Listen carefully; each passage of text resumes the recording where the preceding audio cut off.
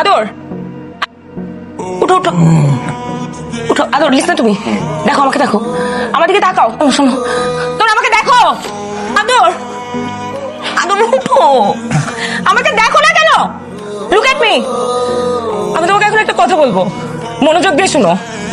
Panic করো না, হ্যাঁ? আমাকে দেখো।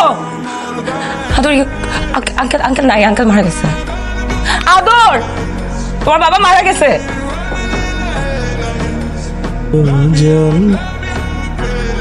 ভাবি, নিজাম ভাই তো হুট করে চলে গেলেন, কিন্তু উনি অনেক আগে টের পেয়েছিলেন যে ওনার সময় আর বেশি নেই।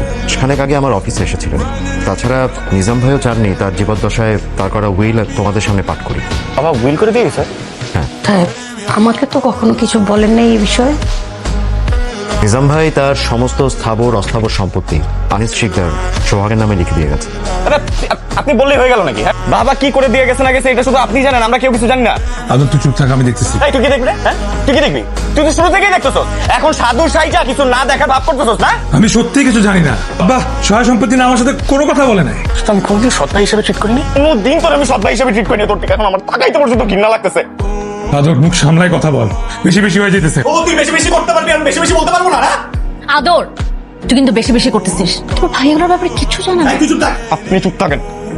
আপনি এই বাড়ির কেউ না, এই বাড়িতে বাইরের লোক কথা বলবে না। ও বাইরের মানুষ না, ওই বাসার মানুষ, ওই পরিবারের একজন অংশ।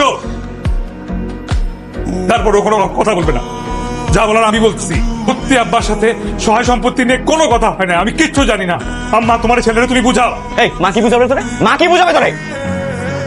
যদি এত সম্পত্তির প্রয়োজন হইতো আমাকে বলতি, আমার ভাগের সবটুকু তোরে দিয়ে দিতাম। তুই চাইলে তো আমার কলিজাটাও দিয়ে দেই। তাই বলে তোর ছোট ভাই আদর, আমি তোর কোনো দিন সৎ ছেলে বলে ভাবি নাই। আজকে আজকে ভাবতে বাধ্য হইলাম। চুপ, আম্মা ডাকবি না।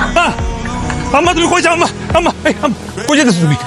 আমি কিছু করি নাই ভাই, কিছু করতে পারি। সব কান্না কাটে আমার কাছে বদনামি ছাড়া আর কিছুই লাগবে না।